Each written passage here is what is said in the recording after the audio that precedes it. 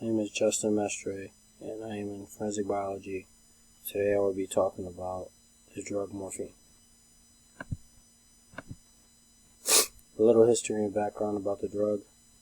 Morphine was named after Morpheus, the Greek god of dreams, for its tendency of causing sleep. It was discovered by Frederick Willem Adam Serturner in the year 1806. It is a highly potent opiate or narcotic analgesic used to treat moderate, severe chronic pain. The most powerful pain reliever medication today. Its addiction potential is very high, both physically and psychologically. Synthetic derivative. Morphine is produced synthetically and is considered an opiate alkaloid from a plant called Papaver somniferum. It binds and activates specific opiate receptors delta, mu, and kappa, which control different brain functions. One of the natural plant alkaloids found in the opium has a prototype against other derivatives that are measured in terms of analgesic effects and side effects. Morphine acts directly on the central nervous system to relieve pain, but has a high potential for addiction. Certain effects on the central nervous system, including the brain and the spinal cord. Morphine interferes with brain activity, specifically neurotransmitters, neurons, and the receptors. Abusing this drug impacts part of the brain that stimulates good judgment, decision-making, and critical thinking. Taking this drug boosts the brain's reward response by releasing copious amounts of dopamine, a neurotransmitter. Having this rewarding feeling makes you crave the drug, which is when physical dependence begins.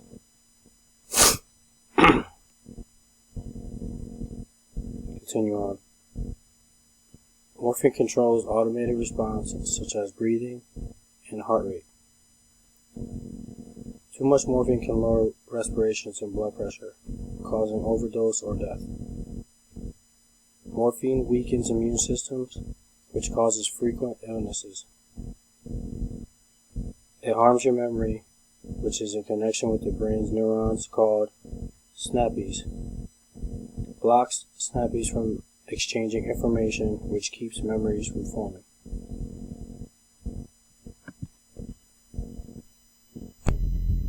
Morphine's effects on organs and tissues. Morphine has been shown to affect programmed cell death, apoptosis, and tissue neurosis. There are 5 morphologically distinct growth zones in the shared development of the longitudinal bone growth. Some studies have shown that serum or eutensing hormones and testosterone decrease following the administration of morphine. Here's a diagram that makes up morphine and how it looks.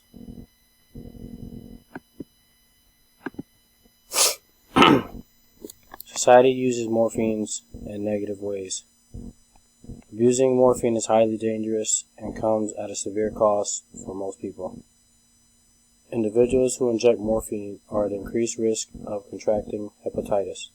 There is a 50 to 70% risk of contracting hepatitis B and a 50 to 80% risk of contracting hepatitis C within 5 years of the onset of injecting drug use. Classifications of drugs. Drug classifications have been in place since the 1970s. Per the DEA, medical professionals and law enforcement drugs are classified based on Per the DEA, medical professionals and law enforcement drugs are classified based on delinquent and substance legality, acceptable medical use, and their abuse or dependency potential. Morphine is considered a Schedule II drug because it is highly addictive and has danger for potential abuse. Schedule II drugs are considered medically acceptable, like treating for chronic pain or addiction.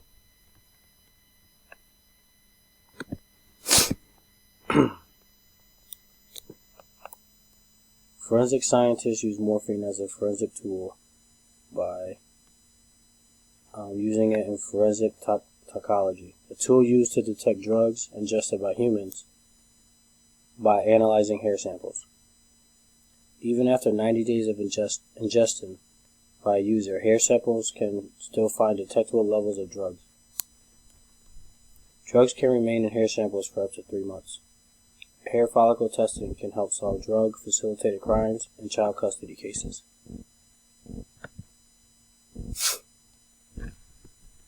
Here are the sources that I got my information from on morphine.